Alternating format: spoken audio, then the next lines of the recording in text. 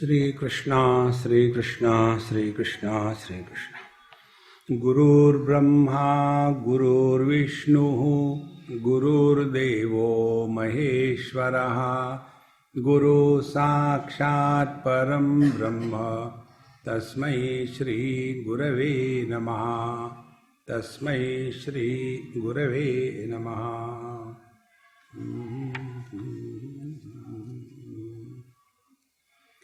व्यक्ति जब अपने ही विचारों में उलझा रहता है तब उसको दुराग्रही कहते हैं। और दुराग्रही व्यक्ति के लक्षण ये है, वह आर्ग्यूमेंट बहुत करता है और फिर अपनी ही बात मनवाने का प्रयत्न है, उसी को अहंकार कहते हैं। यही बात अर्जुन की हुई थी और उसकी बात चूंकि भगवान कृष्ण ने स्वीकार नहीं करी, तब वो आर्ग्यूमेंट करने में लग गया। कल हमने देखा था कि किस प्रकार से अर्जुन अपनी ही बात मरवाने की बात कर रहा था। अब इससे निकल करके अपने स्वरूप में निष्ठा प्राप्त करनी है, उसके लिए हमको बताया एक ही उपाय है, हमेशा मौज में रहो, आनंद में रहो। हम दुनिया में दुखी होने के लिए नहीं आए हैं। देखो, हर एक वस्तु का एक प्रयोजन होता है। किस वस्तु का क्या प्रयोजन है?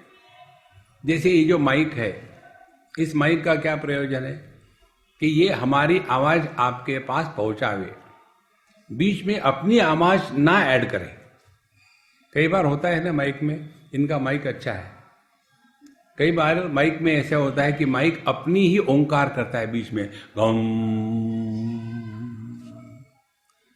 या तो कई बार ये माइक अपना गला साफ करता है, खार खार खट खट खट खट। तो जब उसने अपना कार्य पूरा नहीं किया तो हम क्या करेंगे? उस माइक को हटा देंगे। इसी प्रकार से भगवान ने दुनिया में हर चीज को एक प्रयोजन से बनाया है, निष्प्रयोजन कुछ नहीं है। ईंट पत्थर को सत्ता को प्रकट करने के लिए बनाया है। आप देखेंगे विश्व के सभी वस्तुओं का ज्ञान हमको सद्भाव के रूप में होता है। सद्भाव का मतलब है ये है। हर चीज अस्तित्व भाव से ही हमको उपलब्ध होती है, तो वहां सत्ता प्रकट हो गई। लेकिन परमात्मा केवल सत्ता तो नहीं है, और भी कुछ है परमात्मा में। तो फिर क्या है? तो परमात्मा में अब चित माने चैतन्य भी है। तो फिर भगवान ने ईंट पत्थर बनाने के बाद फिर सोचा इसमें मजा नहीं आया, कुछ और ऐड करें। तो भगवान ने फिर पेड़ पौधों को बनाया। तो पेड़ पौधों में सत्ता के साथ साथ जीवन भी है। पेड़ पौधे नहीं बढ़ते, ईंट पत्थर नहीं बढ़ते, पेड़ पौधे बढ़ते हैं, क्योंकि उनमें जीवन है। तो पेड़ पौधों ने अपना प्रयोजन पूरा किया, लेकिन भगवान को खुशी नहीं हुई। फिर उन्होंने प्राणियों को निर्माण किया। तो प्राणियों में विशेषता क्या है? उनमें सत्ता भी है, जीवन भी है और ज्ञान भी है। प्राणियों में जितना ज्ञान है उतना मनुष्य में नहीं होता। जैसे किसी जानवर का पेट खराब हो तो खाना नहीं खाता, आदमी का पेट खराब हो तो दबा के खाता है और फिर पछताता है, हजमोला भी ले आओ करके। तो प्राणियों में सत्ता भी है, जीवन भी है, ज्ञान भी है। यदि हम यहीं तक रुक जाएं तो हमको मनुष्य होने का कोई तात्पर्य ही नहीं। तो हमको जो मनुष्य बनाया भगवान ने, काहे के लिए बनाया? देखो, इस प्रकार से जब ब्रह्मा जी ये दुनिया बना रहे थे तो उन्होंने एक एक चीज बनाई। और जब ये प्राणियों को बनाने के बाद भी उनको तसल्ली नहीं हुई तो बड़े फ्रस्ट्रेट हो गए। तो फ्रस्ट्रेट होने के बाद आदमी अपना सर अपने हाथ से पकड़ता है। अब देखो ब्रह्मा जी की क्या स्थिति होगी। 4 सर 4 हाथों से पकड़े और बैठे। उतने में ब्रह्माणी आ गई। ए जी, क्या हो गया? क्यों डिप्रेशन में हो? तो ब्रह्मा जी ने कहा, तुम क्या समझोगी, तुम क्या कर सकती हो? बोले बताओ तो सही। फिर उन्होंने कहा कि मैंने ये जो दुनिया निर्माण करी है ना, इसमें मुझे परिपूर्णता का अनुभव नहीं आ रहा, कृतकृत्यता नहीं आ रही है। ध्यान से सुनना, जीवन का तात्पर्य कृतकृत्यता। एतद् बुद्ध्वा बुद्धिमान स्यात् कृतकृत्यश्च भारत।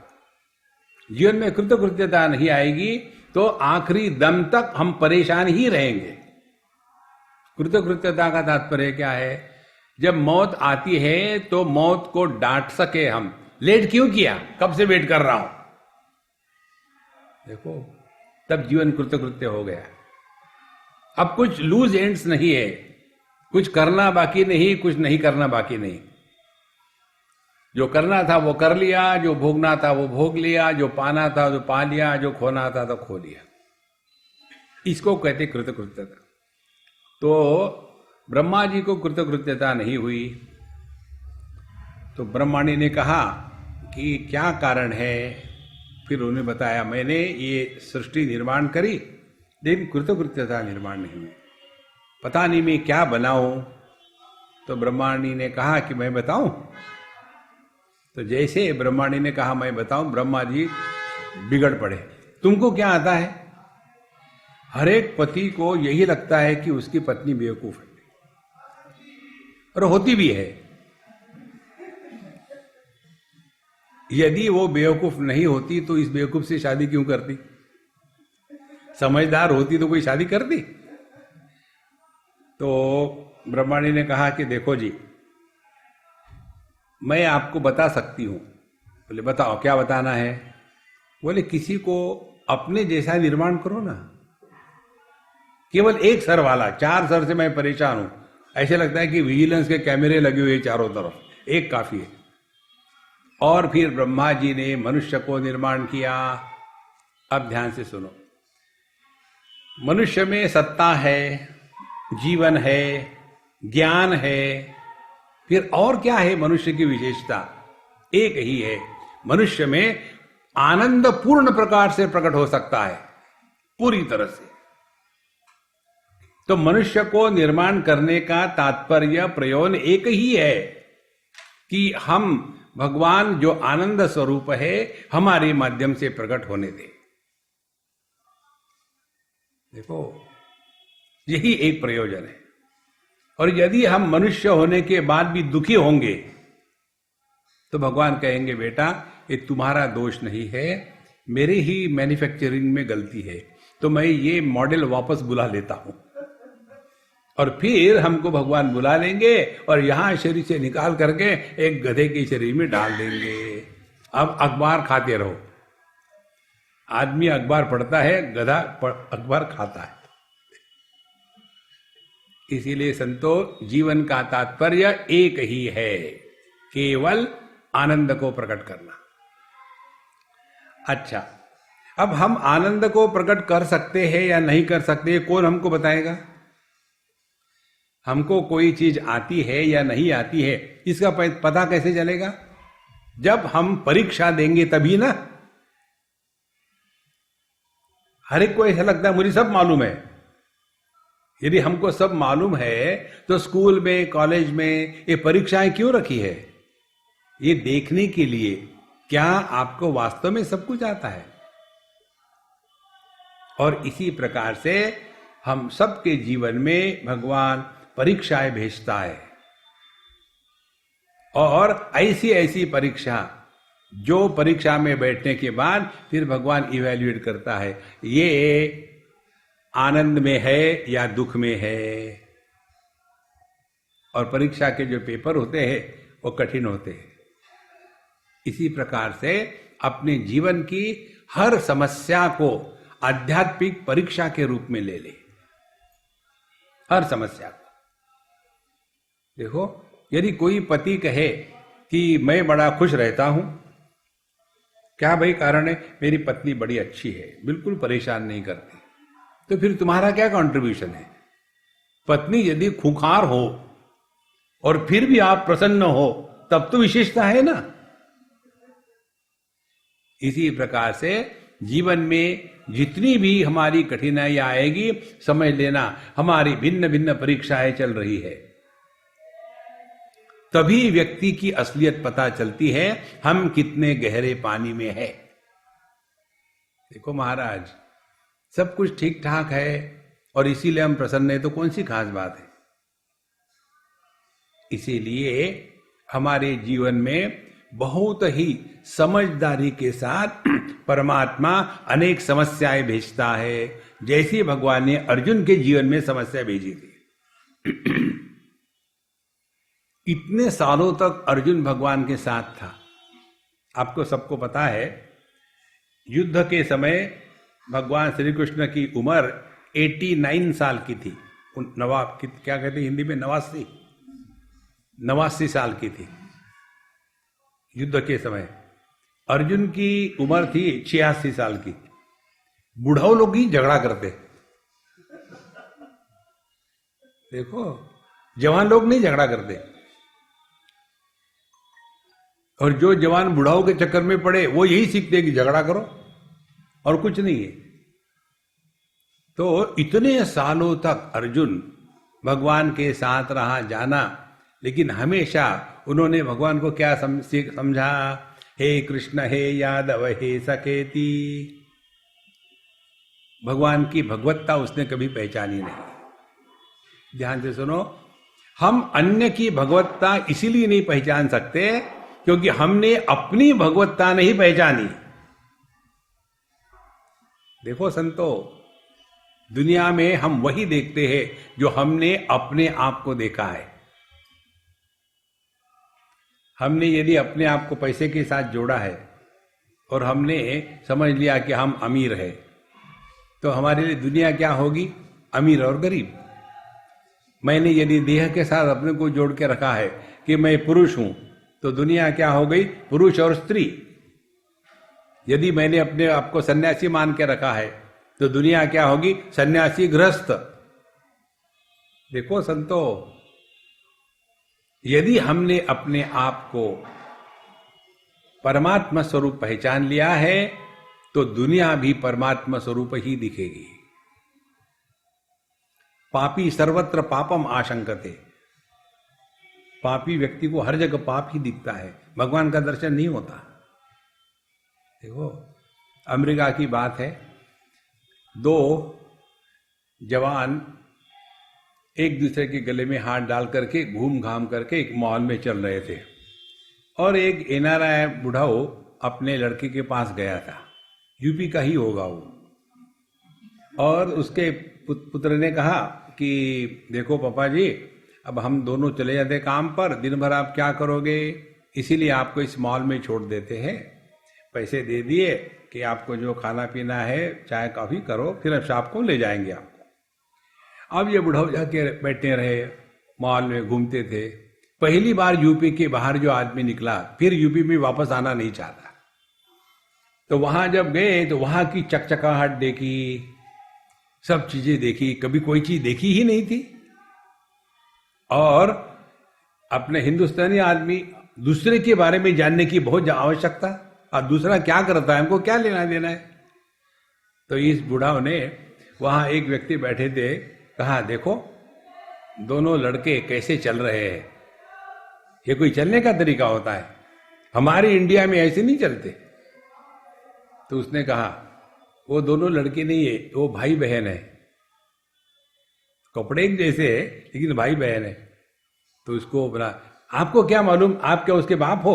बोले नहीं, मैं उनकी मां हूं। देखो महाराज, ये जो आदमी दुनिया में वही देखता है जो उसने स्वयं को समझा है। कितनी महत्व की बात है। और फिर इस प्रकार से अर्जुन इतने सालों तक रहा भगवान के साथ, कभी तत्व को जानने की इच्छा नहीं करी। तो भगवान ने क्या किया? अर्जुन को तत्व ज्ञान देने के लिए एक परिस्थिति निर्माण करी। युद्ध तो हो ही रहा था, लेकिन युद्ध के पहले की जो स्थिति है वो भगवान ने विशेष रूप से निर्माण करी है। जैसे हमारे जीवन में कोई रोग आ जाता है, कोई दुख आ जाता है, कोई रोग या कोई दुख आता है, तो ये चेतावनी है। हमको कष्ट देने के लिए दुख नहीं आता, चेतावनी है, अरे भैया कुछ गड़बड़ी हो रही है, संभाल के रहो। देखो, जैसे हम अपने कपड़ों को धोने के लिए वॉशिंग मशीन में डालते हैं, तो वॉशिंग मशीन में डाला, गर्म पानी, स्ट्रॉन्ग डिटर्जेंट और जोर से घुमा रहे हैं, और ऊपर से देख के हम कहते हैं क्या कपड़ों को आप सफर करो, खराब हो गए थे ना? नहीं, उनको दुख देने के लिए नहीं धो रहे हैं, ताकि उनको फिर से उपयोग में ला सके, इसलिए धो रहे हैं। इसी प्रकार से ये जो अहंकार की गंदगी हमारे मन पर चढ़ गई है, उसको ठीक करने के लिए परमात्मा परम कारुणिक प्रेम से हमारे जीवन में समस्या का निर्माण करते हैं। उस समस्या में आदमी को ऐसी चोट लगती है कि आदमी विचार करने लग जाता है, अरे यार क्या हो गया, कभी सोचा ही नहीं था ऐसा होगा। देखो, 2 बार 9/11 हुआ था, मालूम है ना आपको? एक बार अमेरिका में हुआ था, एक बार हिंदुस्तान में हुआ। 9/11 से ही तो बंद हो गई ना आपकी नोटबंदी। जिस दिन नोटबंदी हो गई उस दिन देखो क्या हुआ, कैसे हुआ, कब हुआ, सबके सब परेशान, एकदम पंचर। तब आदमी के होश खुलते हैं। तो अर्जुन के जीवन में भगवान ने ये विशेष समस्या निर्माण कर दी। और कौन सी समस्या निर्माण कर दी? अर्जुन को ये बताया कि देखो अर्जुन, दुश्मनों से लड़ना तो बड़ी आसान बात है, अपनों से लड़ना या अपनों के साथ रहना, इसको कहते हैं अध्यात्म। और ये हमारी सबकी कहानी है। देखो, हम परेशान होते हैं बच्चों के कारण, नहीं, अपने बच्चों के कारण। हम परेशान होते पति के कारण, नहीं, अपने पति के कारण। हम परेशान होते सास के कारण, अपनी सास के कारण। जहां मैं अरु मोर तोर तय माया, वहां से संसार शुरू हो जाता है। माने अर्जुन के सामने समस्या युद्ध की नहीं थी, युद्ध करना तो उसका बिजनेस था, वो समस्या नहीं थी। समस्या ये थी कि मैं अपने दादाजी को, मैं अपने गुरु को कैसे मारूं। माने क्या, आपके गुरु हो, आपके दादाजी हो तो मुझे कोई ऑब्जेक्शन नहीं, फटाफट मार दो। समस्या महाराज यहीं से निर्माण होती है। और ऐसी जब समस्या आती है तो क्या करे, इसके लिए पहले भगवान ने अर्जुन को झाड़ा। ज्ञान की बातें मत करो, अपने जीवन को देखो। तुम्हारे जीवन में कड़वाहट आ गई है। ध्यान से सुनना। जैसे कोई लड़की बहुत सुंदर हो। एक बार कहीं थे हम, एक लड़की बहुत ही सुंदर थी। तो मैंने उसको पूछा, भाई शादी हो गई क्या? तो एकदम वो म्लान सी हो गई। तो उसकी शायद माँ या कोई थी साथ में। उसने कहा, स्वामी जी मुझे आपसे यही पूछना था जो आपने इससे पूछा। क्या हो गया भैया? तो बोले, उसको ये जो सफ़ेद दाग होता है ना, एक सफ़ेद दाग उसके गाल पर आया है, इसीलिए आपने देखा वो हमेशा अपनी बाल ऐसे छोड़ करके रखती है, ढक के रखती है। अब सब कुछ सौंदर्य है, केवल एक सफ़ेद दाग है, सब सौंदर्य कैंसल हो गया ना। इसी प्रकार से आप में सब कुछ है, लेकिन किसी के भी प्रति मजाक में भी मन में द्वेष है तो आप आध्यात्मिक क्षेत्र के बाहर हो गए। संतो, यह अध्यात्म है। दुनिया का नहीं भला करना है, अपने मन को ठीक करना है। अब अपना मन ठीक है कि नहीं, ये कैसे पता चलेगा? परीक्षा। अर्जुन ने भगवान की परीक्षा दी। वहां उन्होंने परीक्षा में ऐसा प्रसंग निर्माण कर दिया। तुम अपने को बड़े 30 मार्क का समझते हो ना, करो इस परीक्षा को पास। और जब अर्जुन हिल गया, रोने धोने लग गया, तो फिर ऐसा व्यक्ति दूसरे का समर्थन मांगता है कि मैं जो कर रहा हूं ठीक है, आप बताओ। एक उदाहरण दो आपको इसके बारे में। मनुष्य कैसा गलत मार्ग पर जाकर के अन्य का समर्थन मांगता है। एक कोई अम्मा है कहीं तो भी, उसने मुझे एक बार फोन किया, कहा कि मेरे पति अमेरिका में रहते हैं और मैं यहाँ अपने लड़के के साथ रहती हूँ इंडिया में, वो 12वीं में पढ़ रहा है और मेरा किसी एक आदमी से प्यार हो गया है, तो मैं उसके साथ प्यार करती हूँ, इसका मुझे कोई बुरा नहीं लगता, क्या खराबी है उसमें, तो आप बताओ। हमने कहा कि मेरी माँ ये बता, तुमको यदि कोई संदेह नहीं होता तो मुझे क्यों पूछ रही हो। देखो, मनुष्य अपने आप को जितना धोखा देता है और किसी को नहीं देता धोखा दुनिया में, ये बड़ी सूक्ष्म बात है। अर्जुन की यही स्थिति थी, अपने आप को धोखा दे रहा था क्योंकि अंदर से वो हिल गया था। एक तो अपनों को निपटाना है। द्रोणाचार्य के मन में भ्रांति नहीं थी कि युद्ध करे या न करे, भीष्माचार्य के मन में भ्रांति नहीं थी युद्ध करे कि ना करे, युधिष्ठिर, भीम, नकुल, सहदेव, इनके मन में भी भ्रांति नहीं थी। यह अर्जुन सिंह कहां से टपका।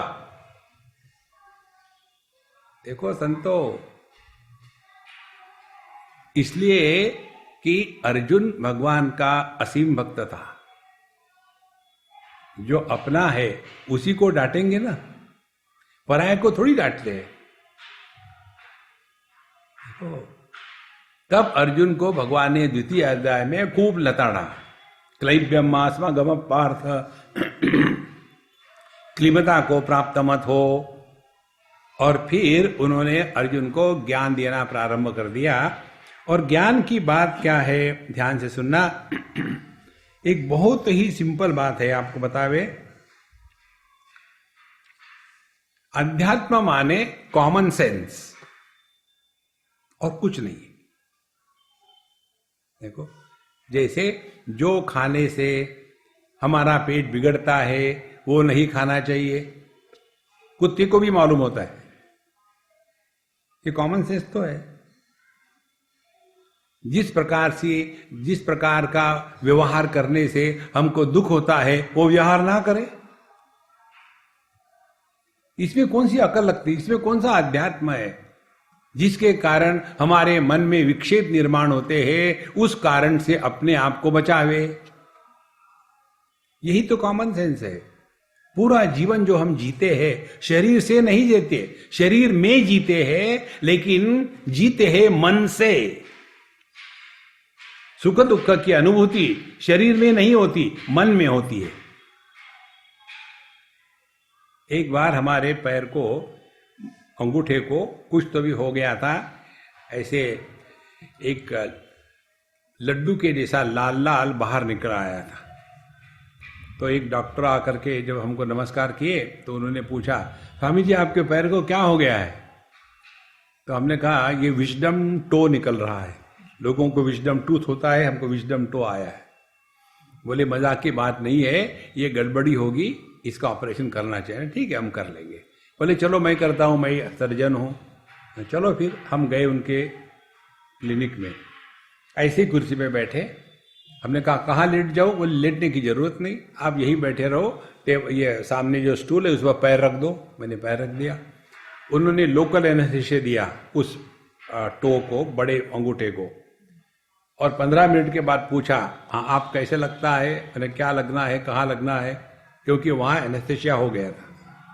और फिर अब देखो, बोले आपको कुछ नहीं होगा। उन्होंने मेरे सामने मेरे उस अंगूठे को चक्कू जैसा हम आइसक्रीम में डालते हैं ना, ऐसा करके जोर से निकालते हैं, इस प्रकार से वो चक्कू डाला अंदर और वहां से पूरा का पूरा जो बना हुआ था ऐसे निकाल के मुझे दिखाया। एक झटके में खून भी निकला, मैं देख रहा हूं, लेकिन दर्द कहीं नहीं। कारण क्या?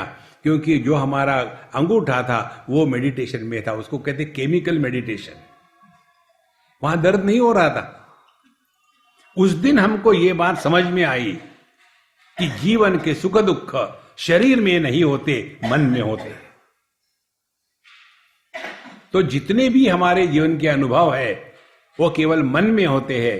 तो जिस वस्तु से हम कोई काम लेते हैं उस वस्तु को ठीक रखना ये हमारा धर्म है ना। यदि हम चक्कू से सब्जी काटते हैं तो चक्कू को धार बना के रखना ये हमारा ही काम है, ये दुनिया का काम नहीं है।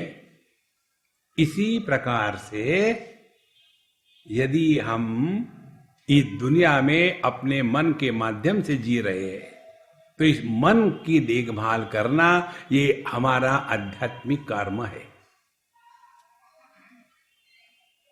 ये यदि नहीं किया तो व्यक्ति के मन में काम, क्रोध, लोभ, मोह, मद, मात्सर्य, घृणा, ईर्ष्या ये सब के सब रोग इकट्ठे हो जाते हैं और फिर व्यक्ति उस काम क्रोध के आवेश में आकर के जो नहीं कहना वो कह बैठता है, जो नहीं करना वो कर बैठता है और बाद में पछतावा, मैंने ऐसा नहीं करना चाहिए था। बाद में क्या है, देखो संतो, किसी तलवार की लगी हुई जो जख्म है वो तो भर जाती है, शब्दों से की हुई जख्म जो मन पर पड़ती है वो जल्दी नहीं भरती। कितनी महत्व की बात है, लेकिन कभी हमने सोचा है इसके बारे में? देखो संतो, अध्यात्म का तात्पर्य है अपनी तरफ ध्यान देना, करना नहीं, ध्यान देना।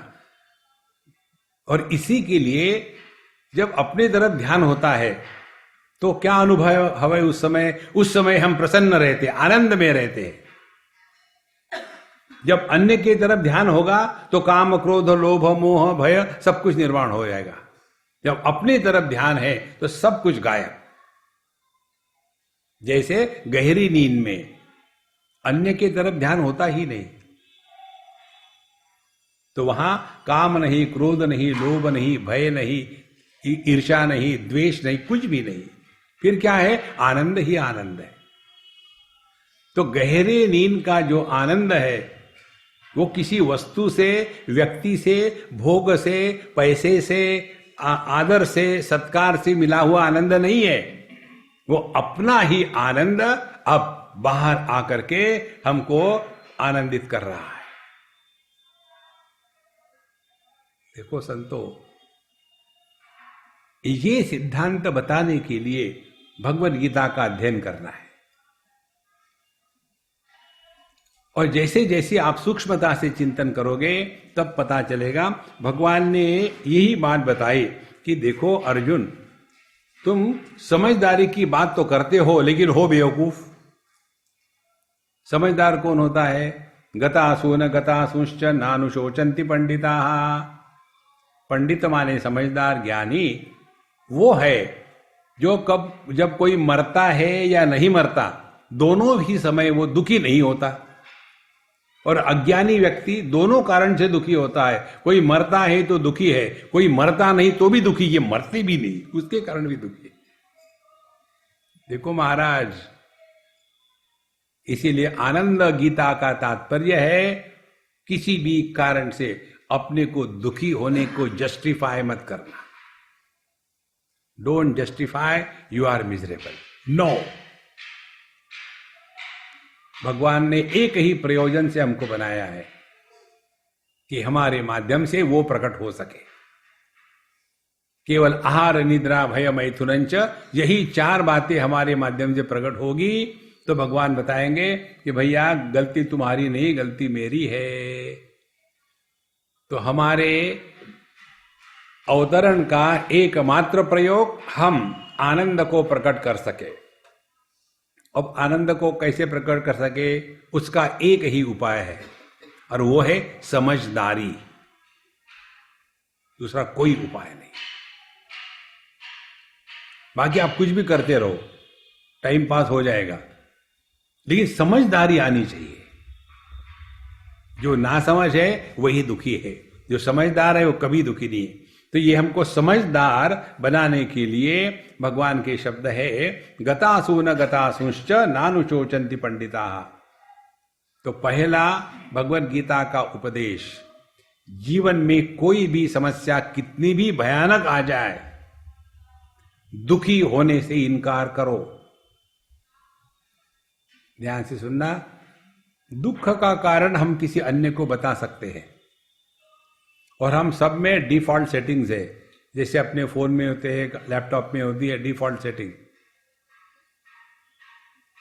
मैं यदि पति हूं तो मेरे दुख का कारण मेरी पत्नी, मैं यदि सास हूं तो मेरे दुख का कारण मेरी बहू, मैं यदि पड़ोसी हूं तो मेरे दुख का कारण मेरा पड़ोसी, मैं यदि पुत्र हूं तो दुख का कारण मेरा हिटलर बाप। हम सभी के सभी अपने दुख का कारण अन्य को बताने में एक्सपर्ट है। अब अगली स्टेप, दुख भले आप किसी के कारण कहो, लेकिन दुखी आदमी स्वयं के चॉइस से होता है। आप दुखी होने से इनकार कर दो ना, दुख को दुखी करो, देखो, तब जाकर के धीरे धीरे व्यक्ति का मन शांत प्रसन्न रहने लग जाता है। देखो, ये जो भगवान के सामने पीतल की जो दीप स्तंभ होता है, कई महीनों तक, सालों तक लोग उसको हाथ भी नहीं लगाते। बेचारे भगवान रोज देखते कितना गंदा पड़ा है, लेकिन करेंगे क्या? गतासु न गतासुश्च नानु शोचंती पंडिता, बेचारे देखते गंदगी को, चुप रहते हैं। एक हाथ बार किसी के दिमाग में आता है कभी इसको साफ करना चाहिए, दिवाली आ रही है, कोई लोग आ रहे हैं, कम से कम साफ करें। तो फिर वो जो पीतल का दीप स्तंभ है उसको निकालेंगे, फिर उसको अच्छी तरह से धोएंगे, फिर इमली लगाएंगे, नींबू लगाएंगे, पीताम्बरी लगाएंगे और एकदम चकचकाट कर देंगे। अब ध्यान से सुनना, उसमें जो चमक है वो बाहर से आई क्या? फिर उसकी चमक बाहर के गंदगी से ढक गई थी। इसी प्रकार से हमको बाहर से आनंद नहीं लेना है, अपने हृदय का आनंद जो इस बाहर के गंदगी से ढक गया है, उस गंदगी को हटाना है, आनंद प्रकट होगा। तो आनंद का अर्थ क्या है? दुखी होने का इनकार, इनकार करो। और कैसे कर सकते हैं? लोग ऐसे पूछते हैं कैजुअली, हमने ये एक्सपेरिमेंट करके बता रहे आपको। एक बार हम कहीं पंजाबी के घर गए थे और उस बूढ़ी अम्मा को पूछा, ये हमारी गलती थी, उनकी नहीं थी, पूछा, अम्मा कैसी हो? अब हमको नहीं पूछना चाहिए था। उस दिन से हमने सीख लिया है, किसी भी बूढ़े व्यक्ति को कभी मत पूछो कैसे हो, वो आपको दुखी करके छोड़ेंगे। तो मैंने पूछा कि अम्मा कैसी हो? वैसा आइए, बैठो बैठो बैठो। फिर मैं बैठ गया और उसने अपना घुटनायन, रामायण होता है ना, वैसे घुटनायन शुरू कर दिया।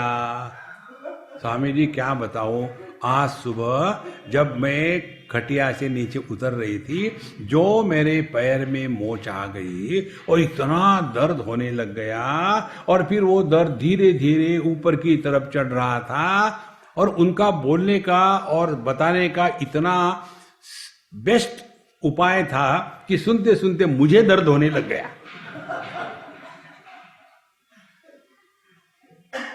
अपने दुख की बात किसी को मत कहो। फिर क्या करो? दुखी हो ही मत। देखो क्यों, कितनी सरल बात है। दुख का आना एक बात है और दुखी होना दूसरी बात है। हम अभी कहाँ गए थे? अभी कहाँ की बात है? अभी की बात है, 1-2 दिन की। कहीं गए थे, हाँ, अहमदाबाद की बात है। किसी संत के पोते की शादी थी, पोती की यहाँ। हम उन संत को जानते थे, तो उन्होंने हमको बुला भेजा कि स्वामी जी, बाबूजी तो नहीं रहे अभी, आप ही आ जाइए आशीर्वाद देने के लिए। तो हम बाबूजी बन के चले गए। अब वहाँ सब आशीर्वाद हो गया और भाई खाने को बैठे, खाना इतना भयानक तीखा था और तेल उसमें से टप टप गिर रहा है। देखकर ही भयानक लगा कि कैसे खाए, इसको खाए कि तैरे इसमें, इतना तेल था। हमारे साथ एक अम्मा भी थी, तो जैसा दिया उन्होंने, हमने सबको मिक्स करा करके एक दो खाते थे, फिर पानी पीते थे, एक दो खाते थे, पानी पीते थे, और फिर मैंने कहा कि देखो मुझे छाछ दे दो कि थोड़ा शांति हो जाएगी, और खा के उठ के चला गया। जब हम घर गए तो जो अम्मा हमारे साथ थी, स्वामी जी आपने वहां कैसे खाया? हमने फिर दिखाऊं क्या खा के? देखो महाराज, जीवन में दुख आना एक बात है, दुखी होना दूसरी बात है। ये स्वातंत्र्य भगवान ने हमको दिया है। दुख बढ़ता है जब किसी को बताने से, दुख को डाइजेस्ट कर जाओ। जैसे है ना हजमोला, जैसे दुख मोला खा लो, एकदम वहां के वहां शांत हो जाएगा। उसका एक ही उपाय है, डट के रहो। कोई पूछता है भैया कैसे हो, फायर कर दो, आई am on the top of the world. अगला आदमी घबरा जाए, अरे क्या हो गया इसको, लेकिन बोलने में वैसी आवाज में वैसा जोश भी हो और अर्थ भी हो। एक छोटे बच्चों को हम बता रहे थे कि देखो हम तुमको पूछेंगे हाउ आर यू, तो तुमने बताना है आई am on the top of the world. समझ में आया? हाँ स्वामी जी समझ में आया। फिर पूछा उसको, हाँ how are you, I am on the top of the world. ऐसा होता है? अरे शब्दों में थोड़ा तो अर्थ प्रकट हो, हमारे शब्दों में अर्थ प्रकट होता ही नहीं। आप कैसे, हाँ जिंदा है, अरे मरो न फिर। देखो संतो, ये जीवन वैसा ही होता है जैसा हम बनाना चाहते हैं। हम एक चाय के बगीचे में गए थे, बहुत पुरानी बात है। उसकी मालकी ने सब छोड़ छाड़ दिया है, तो अभी कल परसों मिली थी। तो मुझे पूछ रही थी, स्वामी जी आपको याद है आप हमारे उस चाय के बगीचे में आए थे, बड़ा आनंद आया था। बहुत पुरानी 25-30 साल की बात, उसके बाद मिली थी मुझे वो। मुझे सब याद है। हमने कहा सबसे बढ़िया मुझे तुम्हारे बगीचे की कौन सी बात लगी थी, तो तुम्हारे दरवाजे पर एक छोटा सा स्टिकर लगा हुआ था, बढ़िया बनाया हुआ, अंग्रेजी में, life is like a cup of T, depends how you make it. जीवन चाय के प्याली के जैसा है, आप चाहे जैसा बना लो, कड़वा बना लो, मीठा बना लो, हल्का बना लो, गाढ़ा बना लो, आपके हाथ में है। You decide how you want to make your life. देखो संतो, तो पहले जो हमने आपको बताया, भगवान ने हमको बनाने का प्रयोजन हम एक आनंद को प्रकट करने के साधन बन जाए, और ये तभी होगा जब हमारा कॉमन सेंस बढ़िया होगा। तो पहला कॉमन सेंस भगवान बताते हैं कि तुम जो रोए धोए जा रहे हो, अब मुझे बताओ इस दुनिया में ये बात कब नहीं हुई? हर एक के साथ होती है। जैसे एक दो उदाहरण देंगे, देहिनोस्मिन् यथा देहे कौमारम यौवनम जरा तथा देहांतर प्राप्ति ही धीरस्तत्र न मुह्यति। अब इसमें सीखने की कोई बात नहीं, केवल थोड़ी सी एक छटाक भर बुद्धि लगा दो, ज्यादा नहीं। हमारा बचपन का देहा आके चला गया, हम तो ज्यों के त्यों है। जवानी का देहा आके चला गया, हम ज्यों के त्यों है। उसी प्रकार से ये बुढ़ापे का देह भी चला जाएगा, हम ज्यों के त्यों है। महाराज मर नहीं सकते आप।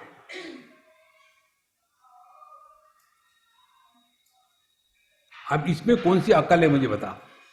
कॉमन सेंस है। इतने देह बदले, हम ज्यों के त्यों है। इसी प्रकार से ये देह भी बदलेगा। इसीलिए भगवान कहते हैं तथा देहांतर प्राप्ति ही, तो धीरस्तत्र न मुह्यति। जो समझदार है वो इसको लेकर के दुखी नहीं होता। एक बड़ी सरल बात है, कोई कठिन नहीं है। आपने देखा होगा घरों में कई बार होता है, बड़ा घर है और रात को 2 बजे बच्चा उठता है, मम्मी को उठाता है, मम्मी मम्मी उठो ना, मुझे बाथरूम जाना है। तुम जाओ ना फिर। नहीं मुझे डर लगता है। अब एक कमरे से दूसरे कमरे में जाने में बच्चे को काहे का डर है? नहीं नहीं नहीं, मैं वहां नहीं जाना चाहता। फिर माँ उसके साथ जाएगी, उसको पेशाब करवाएगी, वापस चली आएगी।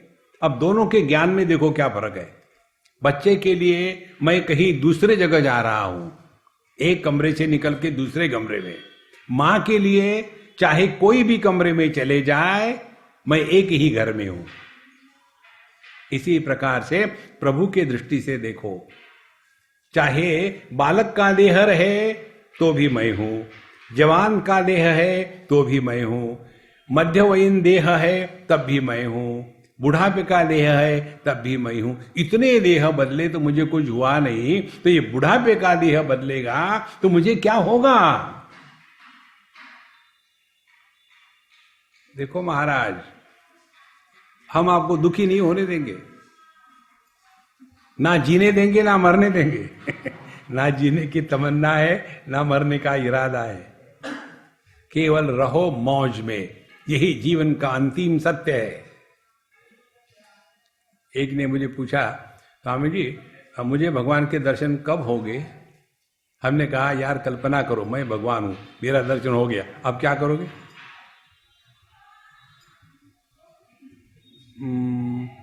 मैं भगवान का नाम लूंगा। और फिर अभी से शुरू करो ना, प्रैक्टिस करो, पता नहीं कब हो जाएगा।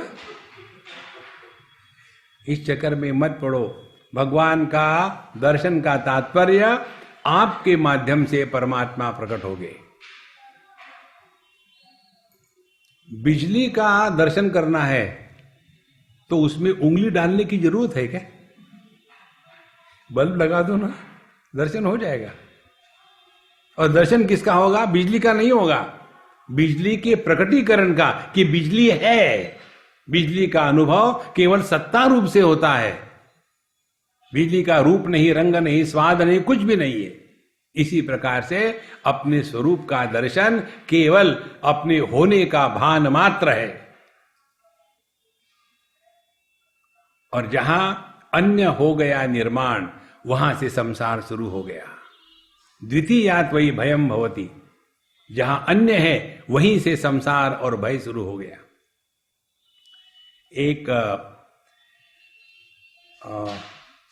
पहाड़ों में घूमने के लिए 10-12 जवान लड़के निकले अपने गाइड के साथ, और कहीं जाने के बाद शाम हो गई। उसमें से एक लड़का बिखर गया। अब उसको दिख भी नहीं रहा था, अंधेरा था, अब कहाँ जाए क्या जाए। फिर उसने सोचा अब ज्यादा अंधकार होने के पहले अपना टेंट ठोक ले और यहां सो जाए। तो उसने अपना टेंट ठोक लिया और कमरे के अंदर में, टेंट के अंदर में बैठ करके भगवान का नाम ले रहा है, कृष्णा कृष्णा कृष्णा कृष्णा कृष्णा। और थका तो था ही, डर भी था, और थक के डर के फिर वही बैठे बैठे लेट गया और सो गया। अब सोने के बाद वो कुंभकर्ण की औलाद था, तो खर्राटे मारने शुरू कर दिए, खर्र खर्र। आदमी की सुगंध सुनकर देख करके वहां एक शेर आया। अब शेर ने उस आवाज को सुना। शेर आया, इस आदमी को पता नहीं था क्योंकि वो नींद में था। शेर को पता था कि यहां कोई और है, लेकिन वो डर नहीं रहा था जो और है। ऑन द कॉन्ट्ररी वो खर्राटे मार रहा था, खर्र खर्र। शेर को डर लगा, शेर भाग गया। अब देखो, जब अन्य होगा तब डर होगा, जब अन्य होगा तब संसार होगा, जब अन्य है ही नहीं तो कहां संसार। देखो, ये जो अन्य की प्रतीति आती है क्योंकि हमने अपने आप को देह मान के रखा है। तो थोड़ा चिंतन करें, क्या मैं देह हो सकता हूं? जैसे हमने आपको इस उदाहरण से बताया, जब हमारे अंगूठे को काट रहे थे, जो दर्द नहीं हुआ, तो उससे हमने सीखा क्या? कि जो दर्द होता है, जो अनुभव होते हैं, वो सभी के सभी मन में होते हैं, देह में नहीं होते। देखो, एक बार बेंगलोर में एक हमारे मित्र हमको ले गए ओपन हार्ट सर्जरी दिखाने के लिए, बड़ा हॉस्पिटल। उनके जैसे हम विचित्र कपड़े पहन करके अंदर गए। वहाँ वो पेशेंट लेटा हुआ था ऑपरेशन टेबल पर, और मशीनें लगी हुई थी, उसकी छाती खुली हुई थी, और उसका जो दिल था, ये फुटबॉल का ब्लैडर होता है ना, वैसे फ्लैट पड़ा हुआ था। और वो डॉक्टर मुझे समझा रहे थे। हमने कहा यार जल्दी करो बेचारे, कुछ हो जाएगा। बोले नहीं कुछ नहीं होगा, फिक्र मत करो, उसको मशीन पर लगा दिया है। आप उसको काट रहे कुछ, उसको कोई फर्क ही नहीं। कारण क्या? वहां मन को प्रकट होना बंद कर दिया था। देखो, तो जितनी साधना है अपने मन पर कार्य करना है। जिस दिन हम अपने मन पर कार्य करने लगेंगे, समझ देना उसी दिन एक साधक का जन्म हो गया है। माँ बाप हमको ये मरने वाला देह देते हैं, सत्संग हमको ये अमरता को प्राप्त करा देता है कि साधक कभी मरता नहीं। देखो, इसीलिए जितनी भी आनंद की बात है केवल समझदारी से, और ये समझदारी आती है कॉमन सेंस से, कोई कठिन बात नहीं है इसमें। फिर कहते हैं मात्रा स्पर्शास्तु कौन्तेय शीतोष्ण सुख दुखदा आगमा अपायना अनित्याः तान् तितिक्षस्व भारत। ऐसे अनेक रोग है कि जिनके साथ रहना पड़ता है, वो क्योर नहीं होते। जैसे डायबिटीज। डायबिटीज ऐसा रोग है, इसको आप कोई सुधार नहीं सकते। फिर क्या, जिंदगी भर गोलियां खाते रहो, जिंदा रहो। इसी प्रकार से जितने अपने रिश्ते नाते हैं ना, जितने जीवन के सुख दुख है, जितने जीवन के दोस्त दुश्मन है, उनको रख दो। ये डायबिटीज 1, डायबिटीज 2, डायबिटीज 3, इन्हीं के साथ रहना है। फिर क्या करे? गोलियां खाओ। देखो महाराज, दुखी होने से इनकार करो, यही साधना है। तो कहते क्या है, बड़ा सुंदर विचार है। जो अनुभव हमको इंद्रिय और विषय इनके संपर्क से प्राप्त होता है, जैसे रसगुल्ला विषय है, इंद्रिय रसना है। रसना पर रसगुल्ला रखने से जो आनंद प्राप्त होता है, अब इस आनंद का विश्लेषण करें। पहला रसगुल्ला खाया, आहा मजा आ गया, आरो एक लागे, अच्छा टेक वन मोर। एक और खा लिया, बहुत ही मजा आ गया, और खा लिया। कितने खाओगे? 10, 20, बाद में नहीं आप बस हो गए, नहीं और खाओ ना। देखो, इंद्रियों के माध्यम से मिलने वाला सुख, ध्यान से सुनना, एक काल में प्रारंभ होता है, थोड़े समय तक रहता है, बाद में वो दुख में परिवर्तित होता है और अंत में समाप्त हो जाता है। और इसीलिए वो क्षणिक है, वो हमेशा के लिए नहीं है। जो क्षणिक बात होती है उसको लेकर के हमेशा के लिए दुखी होना, इससे बड़ी कोई बेवकूफी नहीं है। तो करे क्या? तितिक्षस्व भारत, सह लो। आप देखते होंगे यहां अपने वाराणसी में लोग तपस्या करते हैं। तपस्या किसको कहते हैं? खामो खाम की समस्या को जीवन में उतारना। नॉर्मल आदमी 2 पैर पर खड़ा है, ये तपस्या करने वाली एक टांग पर खड़े, जरूरत है कोई नहीं, हम तपस्या कर रहे हैं। नॉर्मल आदमी दिन में 3 बार खाना खा के सो लेता है, ये हम खाना नहीं खाएंगे, 21 दिन खाना नहीं खाएंगे। अरे यार खाओ ना, मजे में रहो। नहीं, तपस्या कर रहे हैं। नॉर्मल आदमी जाड़े के दिनों में गर्म कपड़े पहनता है, ये गंगा जी में खड़े होकर के नंगे रहेंगे। और क्या तपस्या चल रही है? अग्रे वंदी पृष्ठे भानु। गर्मी के दिनों में चारों तरफ से कोयला जलाएंगे, बीच में बैठेंगे और अपने को तापेंगे। तपस्या चल रही है। तो मैं तपस्या क्या हो गई? Invited problems. और क्या है? अब आप लोगों को हर चीज घर की अच्छी लगती है ना, हम ये घर की चीज से बड़े परेशान हैं।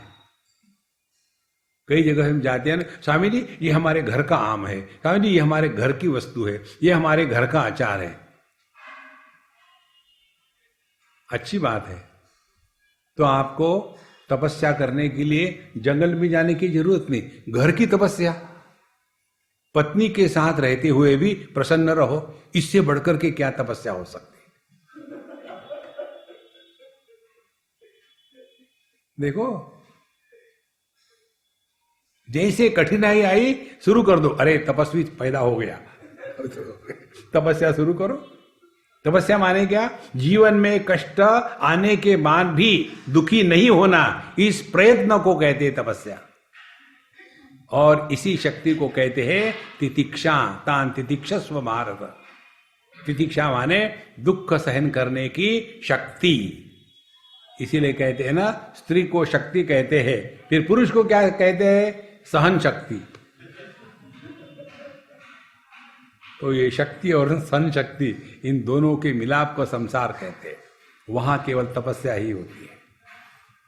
सो तान तितिक्षस्व भारत यम हि न व्यथयन्ते ते पुरुषम पुरुषर्षभ सम दुख सुखम धीरम सोमृतत्वाय कल्पते। देखो कितनी सहज छोटी छोटी बातें बता रहे।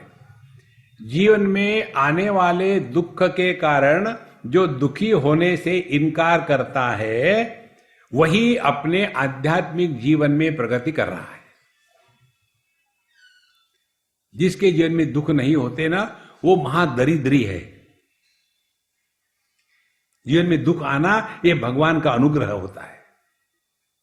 देखो, जीवन में दुख नहीं आएंगे तो हम अपने स्वरूप को पहचान ही नहीं पाते। देखो, और दुख किसके जीवन में नहीं आए? हर एक के जीवन में आते। हम जो भगवान के विग्रह को देखते हैं मंदिर में, उस विग्रह को वो स्थिति, वो स्थान प्राप्त होने के पहले कितने छन्नी हथौड़े के घाव से जाना पड़ा। इसी प्रकार से जो हम बाबा जी लोगों को स्टेज पर देखते हैं, वहां आने के पहले कितने छन्नी हथौड़े के घाव खाने पड़े, ये पब्लिक को थोड़ी पता होता है। लेकिन साधु संत कौन होते हैं? वो अपनी कठिनाई, अपना दुख किसी को नहीं बताते। इसका मतलब ये नहीं उनको दुख नहीं होता, होता है, बताते नहीं। इसी प्रकार से इस जीवन में, सबकी जीवन में दुख है, तो उससे दुखी नहीं होना, यही आध्यात्मिक साधना है। लेकिन हम अपने छोटे दुख को इतना मान लेते हैं। इस अपने जीवन के दुख से अपने को बचाना है ना, इसके लिए हम आपको एक टेक्निक बताते हैं, ट्राई करो। ये टेक्निक हमने एक अम्मा को बताई थी। उसने कहा कि स्वामी जी, आपने मेरा पूरा जीवन बदल दिया। टेक्निक ये थी, उनके घर में सब कुछ है, किसी चीज की कमी नहीं, सिर्फ घर में शांति नहीं है। और वो बहू जो थी, उसकी एक ही लड़की, अभी तो लड़की शायद स्कूल कॉलेज में जा रही है, और उसके जो पति महाराज है जरा विचित्र है, घर में अशांति भयानक है। और ये इतनी परेशान रहती बेचारी, मुझे कहती है कि स्वामी जी, आप ही के कारण मैं आज तक जिंदा हूं, नहीं तो पता नहीं मैं क्या कर बैठती। अब मुझे बताओ, ये दुख से मैं कैसे निवृत्त हो जाऊं? तो हमने कहा, मैं बताऊंगा, तुम करोगी क्या? बोले, आप जो बताओगे मैं करूंगी। फिर मैं उसको ले गया। एक जगह में मेडिकल कैंप चल रहा था, वो सब लोगों को हम जानते हैं। तो हमने कहा कि यहाँ तुम चलो, अब तुम्हारी अमीरी घर में रख दो, या अमीर बन करके मत आना, या सेवक बन करके आना, और तुमको जो काम बताया जाएगा वो करो बिना आर्ग्यूमेंट के। तो हमने वहाँ के जो आयोजक थे उनको बताया कि इस अम्मा को कहीं लगा लो। तो अच्छे घर की है, पढ़ी लिखी है, अनेक भाषाएं जानती है। तो उन्होंने कहा कि इनको तो कई भाषाएं आती है, हमारे पास बड़े बड़े पेशेंट आते हैं भिन्न भिन्न भाषा वाले, तो ये एक ही सबको निपट सकेंगी। तो उनको फ्रंट डेस्क पर बैठा दिया। उनको हिंदी आती है, अंग्रेजी आती है, पंजाबी आती है, गुजराती आती है, मराठी आती है, बंगाली आती है, बहुत इंटेलिजेंट। उसको वहाँ बैठा दिया, और एक एक पेशेंट आकर के अपना नाम लिखाएगा, मेरे को ये प्रॉब्लम है, ये प्रॉब्लम है, प्रॉब्लम ही प्रॉब्लम सुन रही है दिन भर। और 3-4 महीने, 6 महीने गई, 1 महीने में 2 बार 6 महीने तक गई। बाद में मुझे आकर के कहती है, स्वामी जी, मुझे अब शर्म आती है कि मैं क्यों दुखी होती थी। इस दुनिया में कितना दुख है, और मुझे तो कुछ भी नहीं है, मुझ में क्या कमी है। हमारी स्थिति उस बालक के जैसी है जिसका एक दांत गिर जाने से उसकी जीवा दांत के पर, जहां दांत नहीं है वहां जाता है। जहां दांत है वहां नहीं जाएगी। इसी प्रकार से जो प्रभु ने हमको दिया है उसकी बात हम कभी नहीं करेंगे, जो नहीं दिया है उसकी 1000 बात करेंगे। ये जो भगवान के प्रति प्रताड़ना है उसके कारण हम दुखी होते हैं। देखो संतो, इसीलिए जीवन में आने वाले दुख से दुखी मत होना। ये कल्पना मत करना जीवन में दुख नहीं आएंगे, दुख आएंगे और आने चाहिए। देखो हमारी कल्पना क्या है, तो अमी जी देखो हमने इतना भगवान का किया, इतना सत्संग सुना, इतनी भगवत गीता के पाठ किए, लेकिन लोग हमको समझते नहीं। अरे बेवकूफ, साधना तुमने करी है कि लोगों ने करी है? हमारी कंप्लेन ऐसी ही है कि हमारे पास अच्छा ड्राइविंग लाइसेंस है लेकिन यहाँ का ट्रैफिक उल्टा सीधा है। अरे ड्राइविंग लाइसेंस तुम्हारे पास है कि ट्रैफिक के पास है? साधना आप कर रहे हैं कि दुनिया कर रही है? इस समझदारी से चलना वही जीवन में आनंद प्रकट कर देगा। ये कल्पना करना कि हम भगवान के भगत हैं इसलिए दुनिया ठीक हो जाए, ये ऐसे ही है, हमने अच्छे सोच करके वोट दिया इसीलिए पॉलिटिशियन अच्छा हो, ये आपकी गलती है। देखो पॉलिटिशियन कभी अच्छे नहीं होते, जो अच्छे वो पॉलिटिशियन नहीं बनते, जो पॉलिटिशियन होते वो अच्छे नहीं होते, ये सिद्धांत है। इसीलिए तान तितिक्षस्व भारत, ये ऐसा ही है, उसको सह लो। देखो जो व्यक्ति जिस वस्तु को जैसे प्राप्त हुई उसको लेकर के प्रसन्न नहीं होगा तो जीवन भर दुखी ही रहेगा। एक उदाहरण बताऊं आपको, हम नेपाल में थे, किसी नेपाली के घर रहते थे, तो उनकी एक लड़की थी, कोई 6वीं में 7वीं में थी। तो उसको मैंने कहा यार मुझे तुम्हारे नेपाल की जो संस्कृति है उसके बारे में कुछ बताओ। पहला वाक्य उसने कहा, I hate to be called as Nepali. मुझे नेपाली कहोगे तो मुझे अपमान फील होता है। तो मैंने कहा छोटी, तुम दुनिया में कहीं भी चली जाओ तुमको लोग नेपाली ही कहेंगे, तो जिंदगी भर तुम दुखी रहोगी। यदि तुमको अपने होने में ही सम्मान अनुभूत होता है तो भगवान भी तुमको दुखी नहीं करेंगे। जहां हमको प्रभु ने रखा है वही हमारे उद्धार के लिए योग्य स्थान है, योग्य परिस्थिति है और योग्य लोग अपने अगल बगल में है। इसको जो स्वीकार करे, देखो आपका जीवन आनंदमय हो जाएगा। आपने देखा होगा देवदार के जो वृक्ष होते हैं, एक जागेश्वर है अल्मोड़ा के आगे, पहले चले जाओ काठगोदाम, फिर वहां से नैनीताल, फिर वहां से अल्मोड़ा और वहां से आगे जागेश्वर, जहां एक ज्योतिर्लिंग है। बहुत ही सुंदर स्थान है। वहां ये जो देवदार के वृक्ष है बड़े बड़े, इतने बड़े हैं कि ऐसे ऊपर देखो तो टोपी गिर जाएगी नीचे। वहां वो सुंदर स्थान है। वहां एक महात्मा थे, अभी अभी शांत हो गया उनका शरीर, वो कई साल रहे, 100, 150, 200 साल। तो ये जो देवदार के वृक्ष है वो केवल उतने ही हाइट पर आते हैं। यदि उन देवदार के वृक्षों को कहे कि तुम हमारे गंगा किनारे वाराणसी में उगो ना, नहीं उगेंगे। जिस वनस्पति को जहां रहना योग्य होगा वही वो वनस्पति बढ़ती है ना। ये सिद्धांत अपने पर लगा लो। जिसके द्वारा अपना उद्धार होगा उसी परिस्थिति में प्रभु हमको लेते हैं। उस परिस्थिति से निकल जाओ तो आपका उद्धार नहीं होगा। आकाश से टपके खजूर पे लटके ये हो जाएगा। हम एक समस्या को बदल करके दूसरी समस्या निर्माण करते हैं, उस समस्या का हल नहीं होता। देखो संतो, इसीलिए आनंद का तात्पर्य यही है, जहां हम हैं वही हमारे लिए योग्य स्थान है। दूसरे को देख करके ये मत कल्पना करना। कई बार साधकों में यही चलता है कोई व्यक्ति गंगा जी में खड़ा होकर के ठंडे पानी में एकदम हाथ में माला लेकर के ओम नमः शिवाय ओम नमः शिवाय ओम नमः शिवाय कर रहा, दूसरे ने देखा अच्छा ऐसी साधना करते, ये भी चला गया गंगा जी में और ओम नमः शिवाय ओम नमः शिवाय, दूसरे दिन हॉस्पिटल में भर्ती। जरूरी थी? देखा देखी नहीं होता, अपनी औकात पहचानो, हम किसके लिए लायक है। कई बार लोग देखते हैं दूसरा मेडिटेशन कर, मैं भी मेडिटेशन करूंगा। केवल बैठना थोड़ी मेडिटेशन होता है। इसीलिए जिस परिस्थिति में, जिस स्थान में हमको रखा है, अर्जुन को उस परिस्थिति में भगवान ने जानबूझकर रखा था, क्योंकि उसी में उसका उद्धार होना था। और उद्धार क्या हो गया अर्जुन का? पूरी भगवत गीता सुनने के बाद एक ही बात हुई। कल भी हमने आपको बताया था, भगवत गीता में जितनी बातें बताई उसमें से एक बात भी अर्जुन ने नहीं करी। युद्ध के मैदान में सब हो रहा था, ये वहां बैठ करके मेडिटेशन करेगा क्या अर्जुन? वहां बैठ करके हाथ में माला लेके हाथ घुमाएगा? नहीं।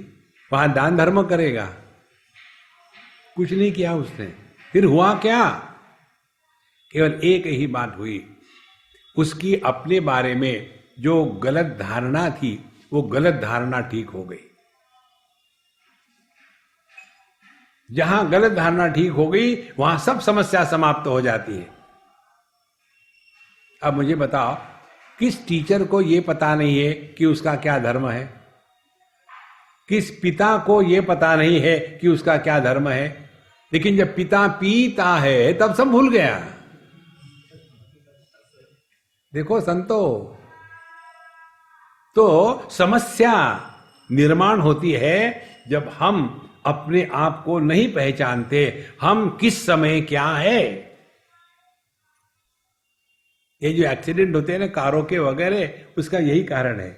आप देखते होंगे यहाँ ऐसी मोटरसाइकिल चला रहे, इधर में फोन रखा है और पीछे से प्या प्या हो रहा है, इनको कोई मतलब ही नहीं, इधर देख रहे, बातें कर रहे, सामने जाके ठोक दिया। क्योंकि जो गाड़ी चलाने वाला ड्राइवर था, ड्राइवर गायब हो गया, किसी के साथ आर्ग्यूमेंट करने में लग गया, तो एक्सीडेंट होगा ही। देखो, इसी प्रकार से प्रभु ने हमको जहां जिस स्थान पर जिस कार्य के लिए रखा है, वो कार्य उस स्थान पर बढ़िया से बढ़िया करे। यही आनंद के प्राप्ति का एक मार्ग उपाय है। स्थान बदलना, काल के बदलने की प्रतीक्षा करना, यह अध्यात्म नहीं है। ये तो यही जाएंगे हम, देखो जी मेरी जरा कुंडली देखो, इसमें शनि ग्रह है क्या, इसमें राहु आ गया क्या, केतु काल चल रहा है क्या। महाराज, ये सभी ग्रहों से आदमी उतना दुखी नहीं होता जितना दुराग्रह से होता है। ये दुराग्रह का त्याग कर दो, सबको प्रेम से स्वीकार करो, जो जैसा है वैसा उसको स्वीकार करो। देखो हमारी परेशानी क्या है, गर्मी के दिनों में गर्मी आई तो कंप्लेन है, भगवान बहुत ही गर्मी हो रही यार। भगवान कहते कोई बात नहीं, मैं बारिश ले आता हूं। फिर बारिश आ गई, बारिश आने का फिर कंप्लेन है, भगवान बहुत ही बारिश हो रही यार, कोई बात नहीं। फिर जाड़ा ले आते हैं, जाड़ा आने के बाद बहुत ही ठंडी हो रही भगवान। भगवान कहते हैं इसको बेवकूफ को कुछ भी दो, ये कंप्लेन ही करता है, फिर वो कभी सुनेगा नहीं हमारी कंप्लेन। जो जैसा है उसको वैसा स्वीकार करो महाराज। ये बड़ी साधना है। हम अगले को बदलना चाहते, स्वयं बदलो। जो अपने को बदलने में लगा है वो साधक है, जो दूसरे को बदलने में लगा है वो सोशल वर्कर है। और सोशल वर्कर कौन होता है? सोशल वर्कर वो होता है जिसने अपने घर को बर्बाद कर लिया है, फिर भी तसल्ली नहीं हुई, इसीलिए समाज को बर्बाद करने के लिए निकला है, वो सोशल वर्कर है। देखो संतो, ये सब एनजीओ ब्रांड होती सब ऐसे ही होते हैं। All NGOs are like that. पिछली बार हम आए थे यहाँ एनजीओ में, प्रभा जी के साथ ही रहते थे। वो पहली मेरी मीटिंग थी एनजीओ की। वहां देश विदेश से कम हम 50 से ज्यादा ही लोग थे, और हर एक आदमी को यहाँ आने जाना रहना एकदम, हर एक को हवाई जहाज का टिकट, कोई अमेरिका से आया, कोई लंदन से आया, कोई जापान से आया, दुनिया भर के लोग आए थे। हर एक का जाने आने का टिकट, यहां 3 दिन 5 स्टार होटल में रहने का, उसके बाद घूमने के लिए एसी व्हीकल्स, हर जगह रहने के लिए बड़ा आराम, कितना भी कम गणित कर लो आप तो पर हेड 1 लाख रुपया लगा 3 दिन का, कितना भी कम कर लो तो समझो 50 लोग थे तो कितना खर्चा हो गया? 50 लाख। 50 लाख 3 दिन में खर्चा करने के बाद उसका निर्णय क्या हुआ? अगली मीटिंग कहां होगी, बाकी कुछ नहीं, तो फूक गए ना 50 लाख वहां। ये जैसे एनजीओ होते हैं, उसमें किसी को कोई लेना देना थोड़ी है, लोगों से पैसा इकट्ठा करना और अपनी मौज उड़ाना। देखो संतो, ये अध्यात्म नहीं है। अध्यात्म है हम जहां है वहां प्रसन्न रहे, प्रेम से रहे, जो जैसा है उसको स्वीकार करे। यही बात भगवत गीता के माध्यम से भगवान बताते हैं। युद्ध के मैदान में तुमको रखा है प्रभु ने, युद्ध करो, लेकिन कैसे युद्ध करो? मन में कड़वाहट ला करके नहीं, किसी के प्रति घृणा से नहीं। जैसे डॉक्टर किसी का ऑपरेशन करता है तो ऑपरेशन करते समय वहां खून निकलेगा, तब वो दांत चबा के नहीं करते, मार रहा हूं, नहीं, बड़ा प्यार से करता है। यही अध्यात्म है, यही आनंद है। आनंद का मतलब ये मत समझ लेना, आनंद का मतलब है खामो काम हंसे जा रहे हैं, क्या ये आनंद हो गया? बेवकूफ है, आनंद नहीं है। देखो, इसको आनंद नहीं कहते।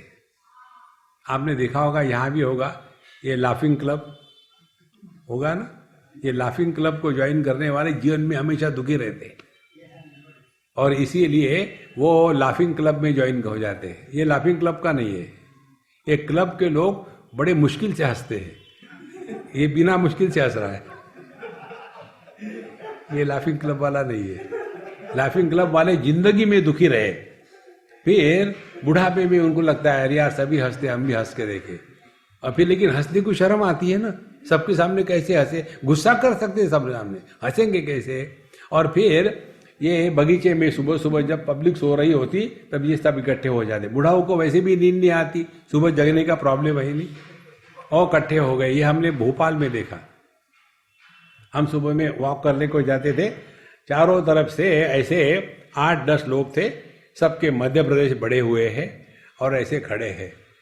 हाँ, फिर उनको सिखाने वाला आता था कैसे हंसना, फिर वो कहेगा अच्छा सब लोग तैयार है हंसने के लिए?